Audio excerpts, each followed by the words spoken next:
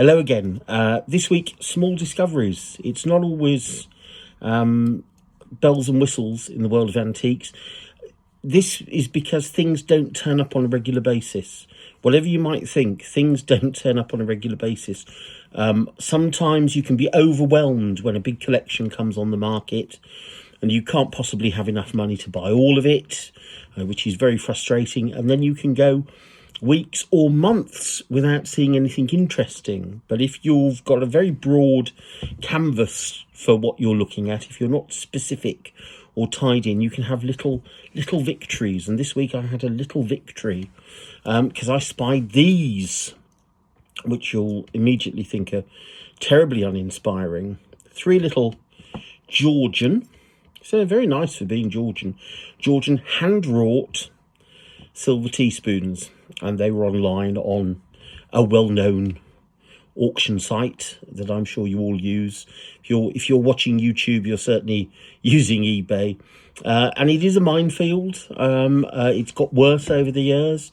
There's a lot of rubbish on eBay, an awful lot of rubbish now. It used to be genuine people clearing out collections and inherited things, and almost every other thing you found on there was wonderful.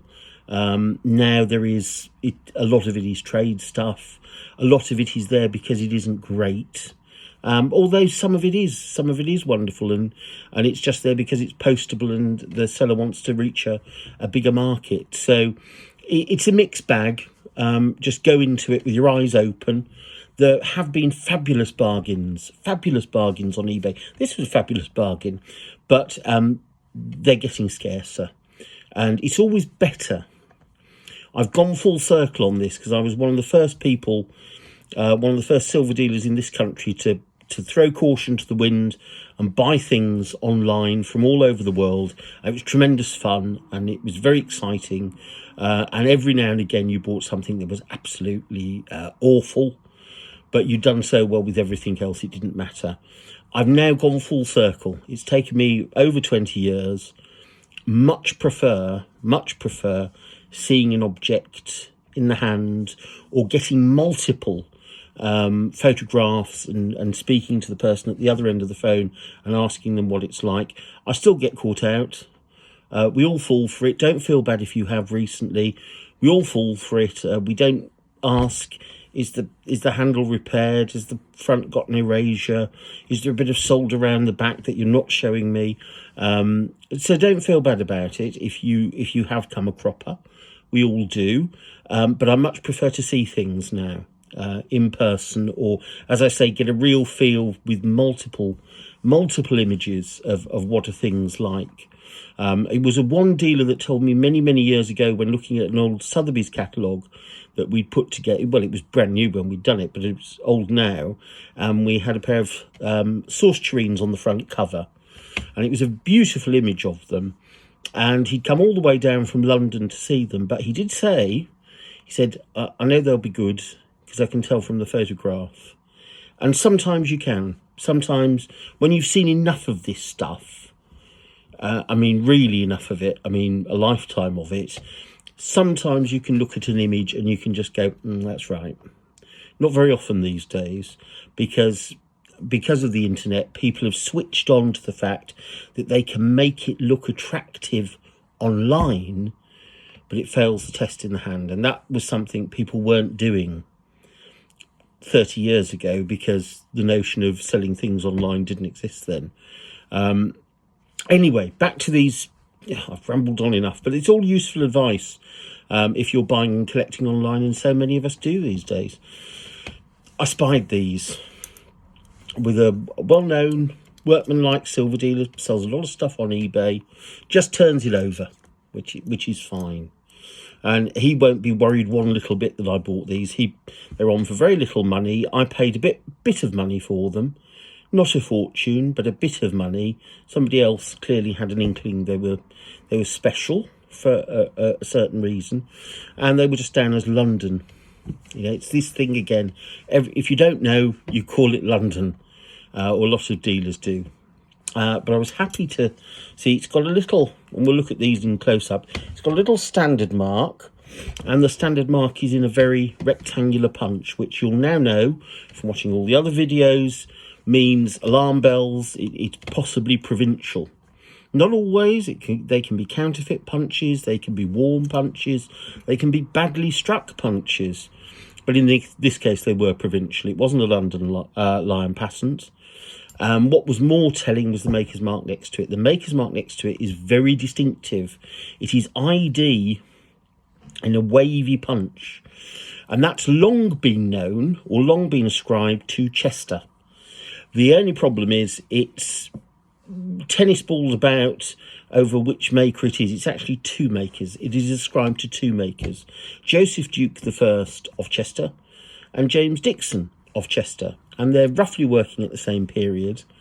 Now, in Ridgway's book, if you're into your Chester silver, you'll have a copy of all of Ridgway's, Maurice Ridgway's books. You'll see that Joseph Duke's mark has a pellet in it.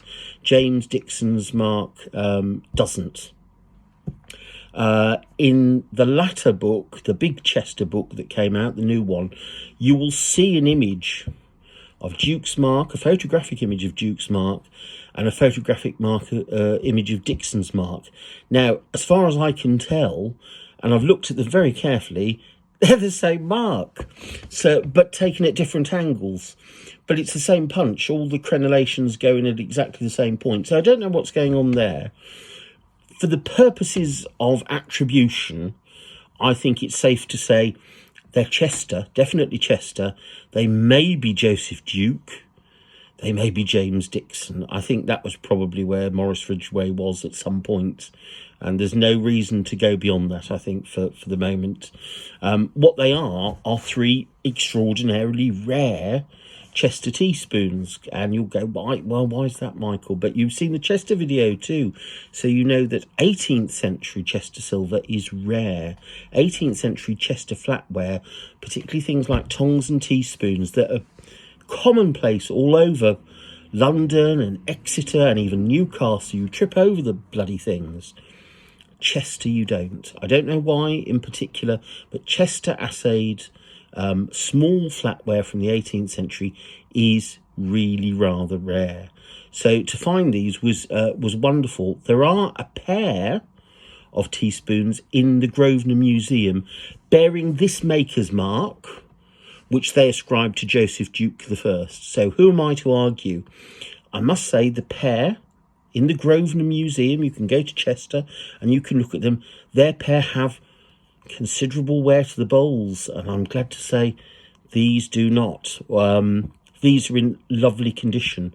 They all have lovely clear marks on the back of them, because often when you using a teaspoon, people through the years, you're supposed to hold it like that and be dainty, but ruffians like me hold it at the stem sometimes when you're shoveling up sugar like nobody's business, and the marks get worn, they get polished, they get held there when the staff are cleaning them, or at least when they did in the 18th century. But these are lovely, these are pristine. They have the unusual feature as well, which is probably a little bit of a nod to them being provincial, of these very elongated drops to the back of the bowl. You wouldn't, I mean, you see it on some London spoons, of course you do, but it's particularly provincial. It's a bit quirky. They're also a lovely colour. And what we mean by colour is the surface of the silver, where it's been polished, lightly polished and handled over the years, and you get a very fine network of scratches all over it. Very fine, not scratches that you can see, but sort of micro scratches, and they soften it, and they give it a lovely colour and sheen. Couple of little dents to some of the bowls. Don't worry about that sort of thing if you're collecting.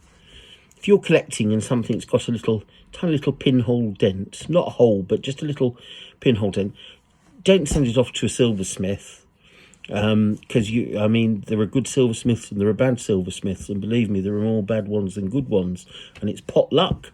And to take out a small dent of a lovely, pleasing, well-coloured 18th century bowl, you might get something horrible, bright and shiny back just to remove that little dent. They're antiques, for God's sake. They've been knocking about. These have been knocking about from about 1770. They're Hanoverian pattern. It's late for Hanoverian pattern, but it does occur, particularly on teaspoons.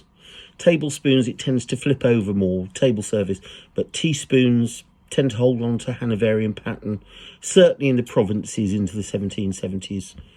Even some, but I think they're later replacements into the 1780s. Really, by 1780s, they should all be Old English. But there they were. Remember, a museum has 2, and last week eBay had 3, but they were hiding in plain sight again as London. So I was enormously thrilled to find those. It's not, I mean, all money is big money, but it's not big money collecting. But that's a properly rare bit of silver. So if I said to you now, go to London, go through all the big antique dealers, silver specialists, and ask them if they've just got one 18th century Chester teaspoon, Hanoverian pattern one, you're probably not going to come back with one. You'll probably have a wasted trip. So that's how rare these things are. And it's all smattered about, but it comes up. It comes up with no regularity. You scour auctions, you go through dealers. Dealers often have wonderful things, auction websites, and you look for these things. But the thing is to go out armed with a bit of knowledge. And I know collectors who've been doing it longer than me that saw these spoons. They saw them, they know the seller, they look at all of his stuff, and they just walk past them. And it's only because my quirky specialism is provincial silver, English provincial silver. If you showed me a rare bit of 19th century American pattern from one of the minor manufacturers, I wouldn't have a clue. And then I'd be the person walking past it. We all have our little specialisms. It's not one-upmanship or showing off or anything, but pick your field and learn about it. And if you do, you will get rewarded. Now I'll do a little close-up of these and tag it on with another video, but I just hope it gives you some heart to go out there and keep looking for things. I honestly don't think, as I said last week, that good Georgian silver has ever been cheaper. It's not cheap, but it used to cost some things that used to cost the price of a small car are now the price of a week's shopping. And it's just completely all thrown out of kilter. So, buy some good books, read them. That's the important part. Buying them is not even half the battle. You have to read them.